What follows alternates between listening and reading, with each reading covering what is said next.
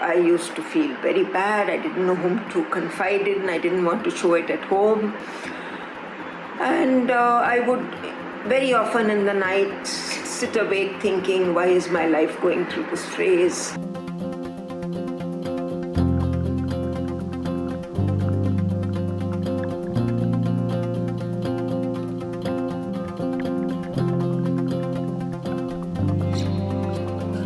Hi, so here we are with another episode of Let's Talk. And I'm going to talk about something that's rather personal, rather, a very, very big milestone in my own life. Some of you may know I was with Femina for 26 years, India's then the foremost magazine for women, but the whole family read it. And out of that, for 12 years, I was the editor.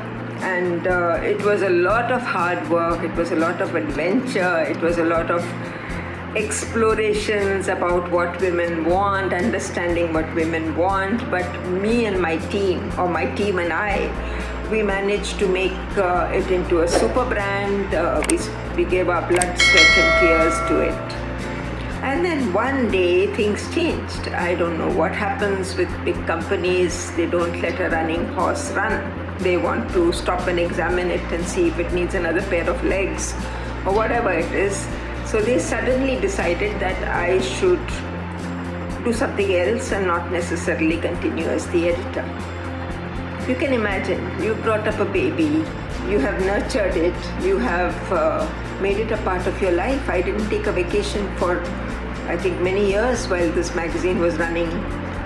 Every 15 days we used to bring out an issue of maybe 100, 120 pages. Then there were special issues. So there was really no time, or I never felt the necessity that I needed a break. I was enjoying the ride so much.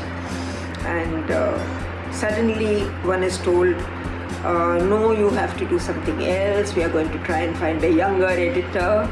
And anyway, this magazine runs by itself. Let me tell you, no magazine, nothing runs by itself. No organization runs by itself. Anyway, and of course it gave me a lot of grief. I used to feel very bad. I didn't know whom to confide in. I didn't want to show it at home. And I would very often in the night sit awake thinking, why is my life going through this phase? How am I going to get over this? What am I going to do if this magazine is given to someone else and they turn it around and make it something else? I know one should have a feeling of vairagya, but I didn't have it at that point. I was very, very possessive about our magazine, and I loved it to bits and felt it belonged to me and I belonged to it. Anyway, to cut a long story short, I think Providence showed me the way. I was reading the Sunday Express, and I remember reading a very nice article by some journalist I had never heard of, but he had written a very moving article where he had introduced and interviewed a gentleman called Abrar Alvi. Now, I am a great fan of Hindi cinema, but I confess I did not know who Abrar Alvi was. So I read the article and I said, what is it all about? Because I saw the word Guru Dutt on top. And of course, I had seen all his films. So I started reading the article, and it was about the last few days of Guru Dutt's life, the cinema maker, the great filmmaker. And at the end of the article, it was a very poignant article, I remember, it touched me. And at the end of the article, he said, if somebody is interested, Abrar Sahab has lots of stories to tell. And that's it. And some little kira got into my brain, and I said, what are these stories, I wonder? Should I go and check whether I can get a couple of nice articles? I used to write articles on cinema because cinema has been my passion, Hindi cinema especially, and Hindi music. So I said, should I get a few articles about cinema? So I tried, I rang up Express, I got the number of Abrar Sahab through the journalist, and I called Abrar Sahab and I said, can I come and see you? And to cut a long story short, a number of coincidences, like the fact that Abrar Sahab grew up in the same locality as my in-laws in Nagpur, made him say, okay, aa jao. And I went there and I started talking to him. And somewhere I realized that this man is such a font of knowledge. He knows so much about the Guru Dutt films, with whom he worked so closely on these films. So maybe there's a book here, and maybe if I enter his world and I listen to him and I talk to him about it, I will lose myself. I will understand and tell myself that Femina is not the beginning and end of my world. There are other things happening in this world that are equally interesting, equally worth noting, equally worth talking about. And so I started talking to Abrar Sahab and I started visiting him regularly. And believe me, it just took me into another world.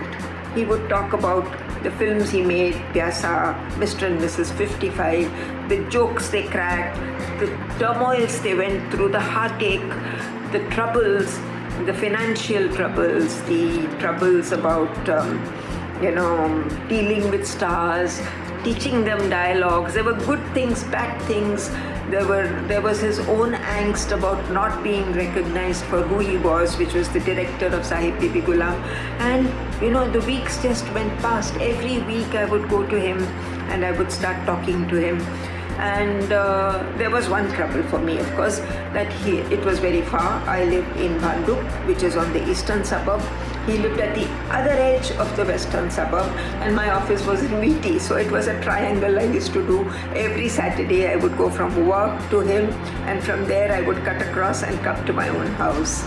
And he was an old man, he was forgetful. He had flashes of amazing memory, and he had flashes of going off at a tangent.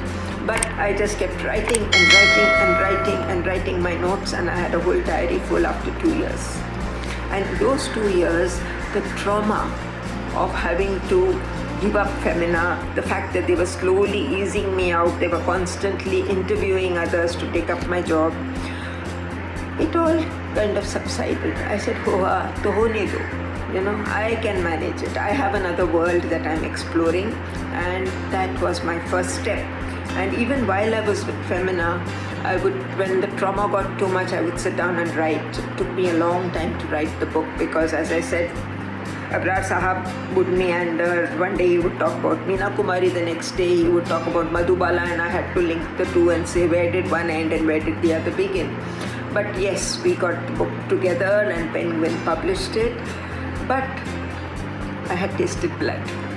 And I said, this is what I want to do. I mean, whether I do Femina, whether they throw me out, whether I do journalism, continue in journalism, write articles or not, this is what I want to do. This is the world I want to live in and explore. The old world of the 60s and 70s when music was so beautiful, so melodious. And by God's grace, I have such a ear for those songs that I remember almost all of them.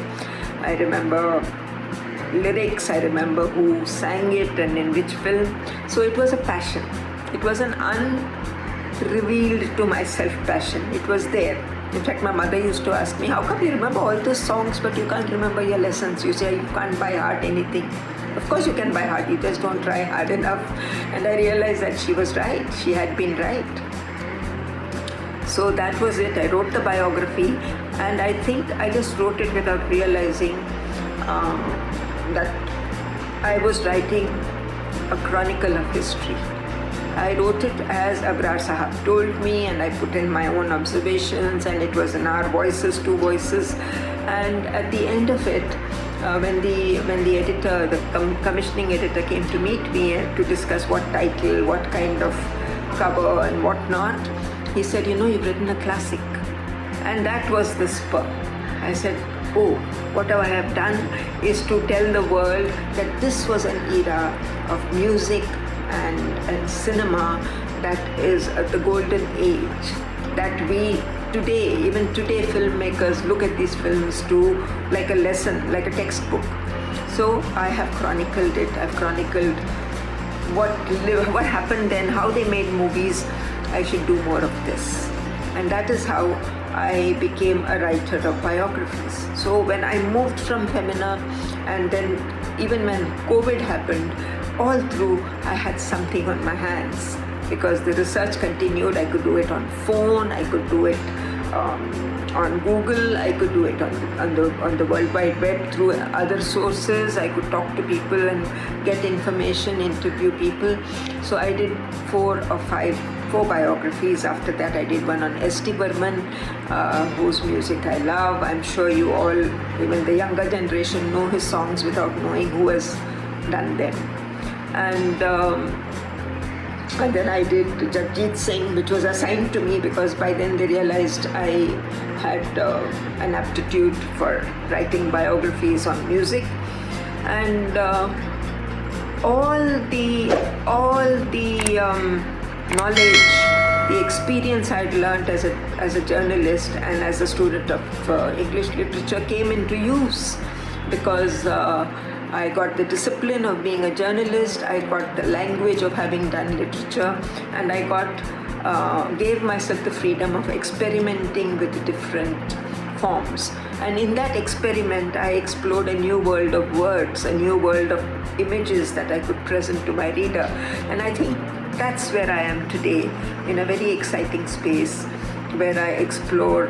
I'm talking to another biography subject about someone who wrote lyrics at that time, a very famous name. I can't reveal it yet. I don't know whether it will become a book, but the journey of exploration is fine. The journey of exploration is fun, it's fine, and I'm happy walking that path. I hope this will tell you that when one door closes, many windows open. You just have to look around to see which one is open and walk right through. Thank you.